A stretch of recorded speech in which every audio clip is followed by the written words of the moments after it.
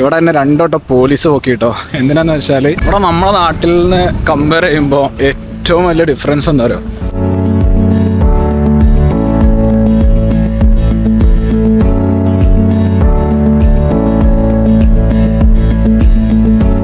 നമ്മൾ ഇറങ്ങിയപ്പോൾ കുറച്ച് ലേറ്റ് ആയിട്ടോ. ഇവിടെ സൺസെറ്റ് കുറച്ച് നേരത്തെ ഏകദേശം എനിക്ക് തോന്നുന്നു 5:30 ഒക്കെ ആകുമ്പോൾ തന്നെ ലൈറ്റ് കുറച്ച് പോയി തുടങ്ങും. പിന്നെ ഇവിടെ തന്നെ രണ്ടോട്ടം പോലീസ് നോക്കിട്ടോ. എന്തിനാന്ന് വെച്ചാൽ ഇവിടെ റോഡിൽ കണ്ടില്ലേ, റോഡിലെ ഈ മാർക്കിംഗ് ഇല്ലേ, ഇതിൽ കൂടെ മാത്രമേ പെഡസ്ട്രിയൻസിന് നടക്കാൻ പറ്റുള്ളൂ. അപ്പോൾ ഞാൻ ഇതിൻ്റെ ഓപ്പോസിറ്റ് ആയിട്ടുള്ള സൈഡിലൂടെ ഇങ്ങനെ നടന്നു വന്നപ്പം പോലീസ് പറഞ്ഞു ഇതിലൂടെ നടക്കാൻ പാടില്ല. എന്നെ 2 വട്ടം പൊക്കി. എന്നിട്ട് എന്നോട് പറഞ്ഞു, അവരുടെ ഭാഷ എനിക്ക് അറിയില്ല കേട്ടോ, അവർ ഫിലിപ്പീൻ ഭാഷയിൽ എന്തോ പറഞ്ഞു, തകാലോ ആണെന്ന് തോന്നുന്നു. ഞാൻ പിന്നെ ഇംഗ്ലീഷിൽ മറുപടി പറഞ്ഞു. പക്ഷേ അവർ പറഞ്ഞ കാര്യം എനിക്ക് പെട്ടെന്ന് മനസ്സിലായി. പിന്നെ ഇതേപോലെ രാത്രി ഇറങ്ങിയപ്പം നമ്മൾ മാപ്പ് നോക്കിയാണല്ലോ പോവാ, അപ്പോൾ അങ്ങനെ പിന്നെയും അത് ശ്രദ്ധിച്ചില്ല. അപ്പോൾ പിന്നെ നമ്മളെ പോലീസ് നോക്കി. ഞാനുള്ളത് ഇപ്പം സുബിക്ക് ബേ എന്ന് പറഞ്ഞ ബീച്ച് ഫ്രണ്ട് അതുപോലെ പോർട്ടൊക്കെ ഉള്ള ഒരു ഏരിയയിലാണ്. ഇവിടെ ഒരു പാർക്കുണ്ട്. ഇവിടെ നമ്മുടെ നാട്ടിൽ നിന്ന് കമ്പയർ ചെയ്യുമ്പോൾ ഏറ്റവും വലിയ ഡിഫറൻസ് എന്താ പറയുക, ഇവിടെ ഭയങ്കര ക്ലീനാണ്. ഇവിടെ ലിറ്ററിങ് ഒന്നും പറ്റില്ല. ഗവൺമെൻറ്റൊക്കെ ഭയങ്കര സ്ട്രിക്റ്റ് ആണ്. ഫൈനും കാര്യങ്ങളൊക്കെ ഉണ്ട്. പിന്നെ വേറൊരു കാര്യം എന്ന് വെച്ച് കഴിഞ്ഞാൽ ഇവിടുത്തെ ആൾക്കാരൊക്കെ ഭയങ്കര ഫ്രണ്ട്ലിയാണ്. നമുക്കൊരു പരിചയം ഇല്ലെങ്കിലും എല്ലാവരും ഭയങ്കര സ്മൈൽ ചെയ്യും, വിഷൊക്കെ ചെയ്യും. പിന്നെ ഓപ്പോസിറ്റ് കാണാം കേട്ടോ കണ്ടെയ്നർ ടെർമിനൽ. അപ്പുറത്തായിട്ട് നിങ്ങൾക്കൊരു കണ്ടെയ്നർ ടെർമിനൽ കാണാം.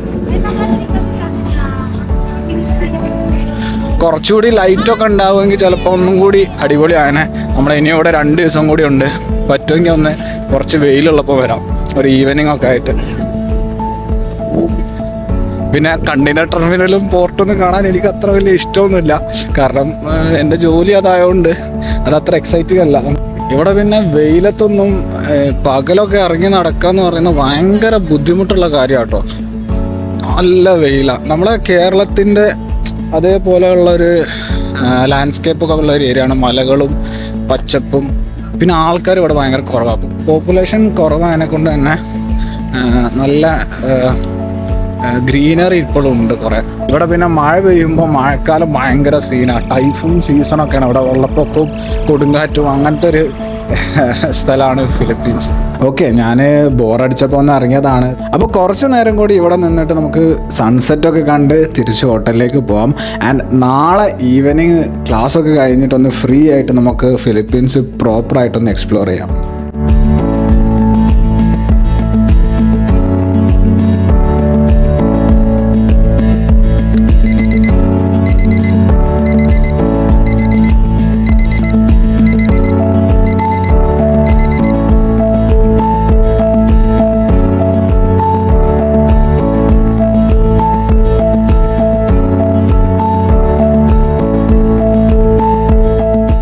Good morning people. ഞാൻ നിങ്ങൾക്ക് ഫിലിപ്പീൻസിലെ മോർണിംഗ് വ്യൂ കാണിച്ചു തരാം കേട്ടോ.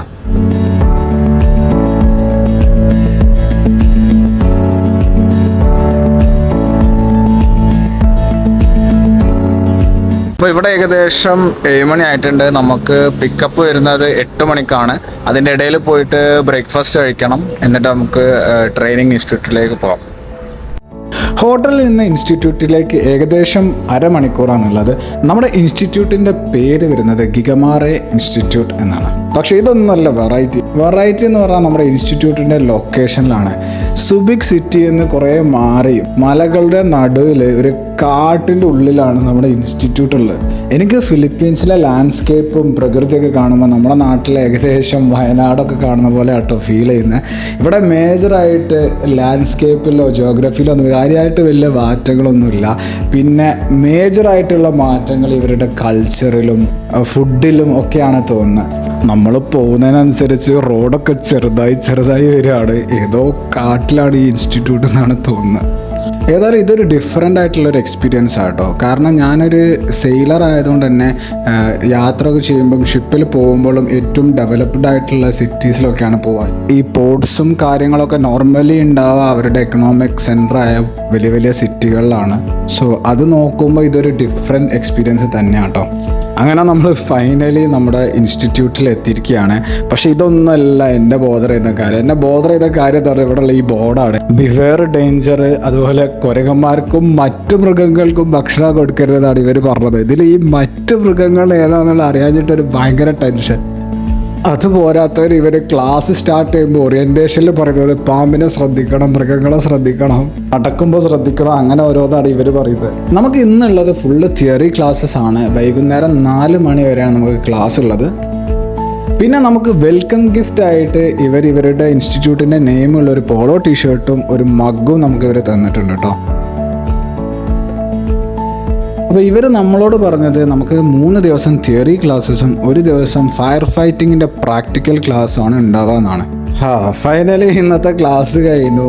ഒരുപാട് കാലത്തിന് ശേഷമാണ് ക്ലാസ്സിലൊക്കെ പോയി ഇരുന്ന് മാഷന്മാരൊക്കെ ക്ലാസ് എടുക്കുന്നത് കേൾക്കുന്നത്. അതൊരു വേറെ തന്നെ ഫീലാട്ടോ. ഹോട്ടലിൽ എത്തിയപ്പോൾ തന്നെ നല്ല ടയർഡായിട്ടുണ്ട്, നല്ല വിശപ്പുണ്ട്. അപ്പോൾ നമുക്ക് ആദ്യം തന്നെ ഏതെങ്കിലും ഹോട്ടലിൽ പോയിട്ട് ഫുഡ് കഴിക്കണം. എന്നിട്ട് കുറച്ച് എനർജി സേവ് ചെയ്തിട്ട് വേണം നമുക്ക് ഫിലിപ്പീൻസ് എക്സ്പ്ലോർ ചെയ്യാൻ വേണ്ടി പോകാൻ. നമ്മളിന്ന് ഡിന്നർ കഴിക്കുന്നത് കാക്ടസ് ജാക്ക് പറഞ്ഞ റെസ്റ്റോറൻറ്റിലാണ്. നമ്മളെ കൂടെ നമ്മുടെ ഇൻസ്റ്റിറ്റ്യൂട്ടിൽ ട്രെയിനിങ്ങിന് വേണ്ടി വന്ന കുറച്ച് ഫ്രണ്ട്സ് കൂടെ ഉണ്ട്. അവർ ഭൂരിഭാഗം നോർത്ത് ഇന്ത്യൻസ് ആണ്. അവർക്ക് കുറച്ച് ബുദ്ധിമുട്ടാണ് ഫുഡിൻ്റെ കാര്യത്തിൽ, കാരണം അവർ വെജിറ്റേറിയൻസ് ആണ്. ആൻഡ് ഫിലിപ്പീൻസിൽ വെജിറ്റേറിയൻ ഫുഡും ഇന്ത്യൻ ക്യൂസീനൊക്കെ കിട്ടാൻ ഭയങ്കര ബുദ്ധിമുട്ടാണ്.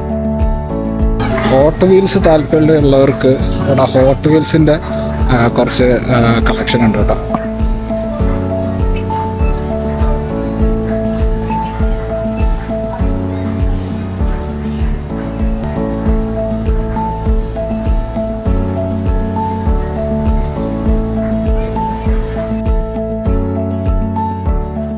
ഇത് നമ്മുടെ ഫിലിപ്പീൻസ് ട്രിപ്പ് വ്ളോഗിൻ്റെ പാർട്ട് 2 ആണ്. അപ്പോൾ പാർട്ട് 1 നിങ്ങൾ ചെക്കൗട്ട് ചെയ്തിട്ടില്ലെങ്കിൽ തീർച്ചയായിട്ടും ചെക്കൗട്ട് ചെയ്യുക. പിന്നെ ഇനി വരുന്ന വീഡിയോസൊക്കെ കാണാൻ വേണ്ടി നിങ്ങൾ തീർച്ചയായിട്ടും സബ്സ്ക്രൈബൊക്കെ ചെയ്യുക കേട്ടോ. അപ്പോൾ അടുത്ത വീഡിയോയിൽ കാണാം. It is Marwan signing of.